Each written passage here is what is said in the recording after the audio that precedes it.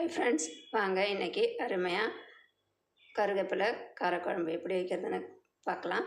பாருங்கள் எவ்வளோ அழகாக இருக்குதுன்னு. நான் இறக்கும்போது அவ்வளோ தண்ணியாக இருந்துச்சு, இப்போ திக்காயிடுச்சு. இன்னுமே இது ஆற ஆற இன்னுமே திக்காயிடும். நல்லா வாசமாக இருக்குங்க கருவேப்பிலை விட சின்ன வெங்காயம் பூண்டு போட்டு செய்யும்போது அப்படி தான் இருக்கும். வாங்க இது எப்படி செய்கிறதுன்னு பார்க்கலாம். அதுக்கு முன்னாடி சேனலை சப்ஸ்கிரைப் பண்ணலாம், சப்ஸ்கிரைப் பண்ணுங்கள். கருவேப்பிலை குழம்புக்கு நான் ஒரு கைப்பிடி அளவு கருவேப்பிலையை நல்லா க்ளீன் பண்ணி அலசிட்டு எடுத்து வச்சுருக்கேங்க. இதை இப்போ நம்ம எண்ணெயை ஊற்றி கொஞ்சம் லைட்டாக வதக்கிட்டு குறைப்பாக அரைச்சிக்கலாம்.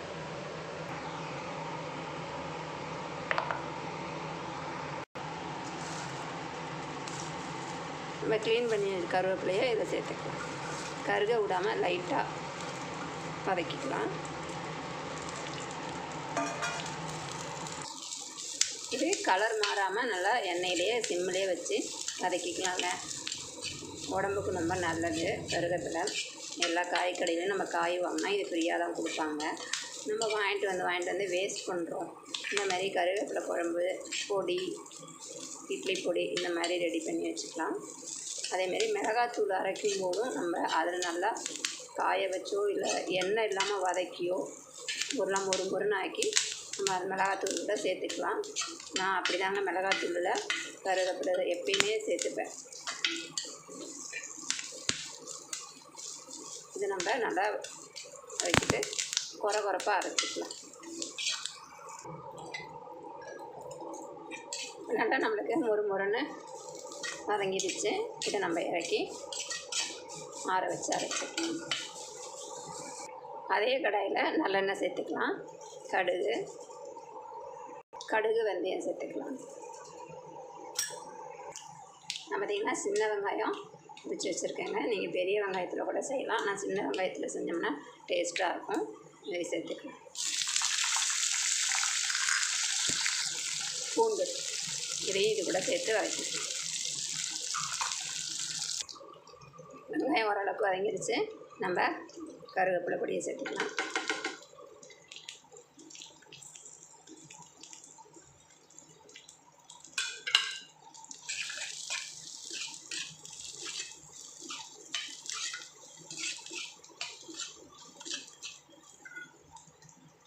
அடுத்தது பார்த்திங்கன்னா 2 தக்காளியை அரைச்சி வச்சுருக்கேன். இது கூட சேர்த்துக்கலாம். புளியை கொஞ்சமாக ஊற்றிட்டு தக்காளி அதிகமாக சேர்த்தோம்னா குழம்பு நல்லாயிருக்குங்க.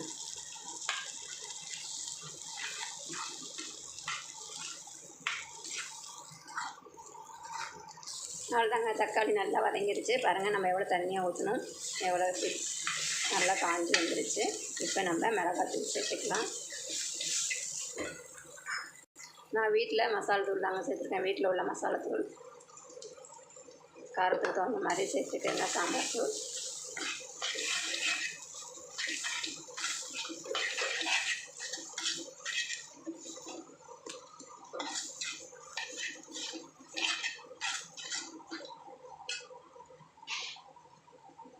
அடுத்தது பார்த்திங்கன்னா புளி கொஞ்சமாக சேர்த்துக்கோங்க. நான் ஒரு நெல்லிக்காய் அளவு தான் சேர்த்துருக்கேன்.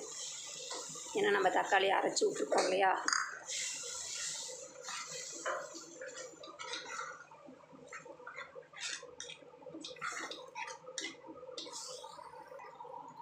தண்ணி சேர்த்துக்கலாம்.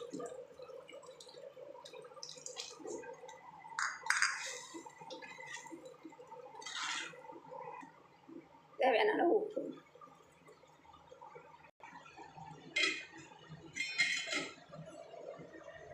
அவ்வளோதாங்க, நல்லா கொதிச்சிருச்சு பாருங்கள். நல்லா திக்காயிடுச்சு. நான் இதை ஆஃப் பண்ணிட்டேன். ஏன்னா இது மண் சட்டிங்கிறதுனால நம்மளுக்கு குழம்பு இன்னும் திக்காயிடும். பாருங்கள், நான் அடுப்பு ஆஃப் ஆகியும் இவ்வளோ நேரம் கொதிக்குது. இது கூட நான் கொஞ்சமாக வெல்லம் சேர்த்துக்கிறேன். இது ஆப்ஷன் தான், வேணால் சேர்த்துக்கலாம், இல்லைனா விட்டுருங்க. சேர்க்கும்போது நம்மளுக்கு புளிப்பு, காரம், இனிப்பு எல்லாமே நல்லாயிருக்கும். பாருங்கள், அருமையாக இருக்குது. இது ஆறுனுச்சுன்னா இன்னும் திக்காயிடும். பாருங்கள் எப்படி கொதிக்குதுன்னு. நீங்களும் இதேமாரி கருவேப்பிலையை வேஸ்ட் பண்ணாமல் இந்த மாதிரி செஞ்சு சாப்பிடுங்க. உடம்புக்கும் ரொம்ப நல்லது தான். பொடியாகவும் செஞ்சு வச்சுக்கலாம். இன்றைக்கி எங்கள் வீட்டில் இந்த காரக்குழம்பு தாங்க. கருவேப்பிலை குழம்பும் இன்றைக்கி புடலங்காய் பொரியலும் தான். இதுக்கு நல்ல காம்பினேஷன் நல்லாயிருக்கும்.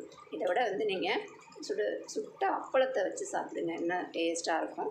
நார்மலாகவே காரக்குழம்புக்கு அப்பளம் நல்லாயிருக்கும்.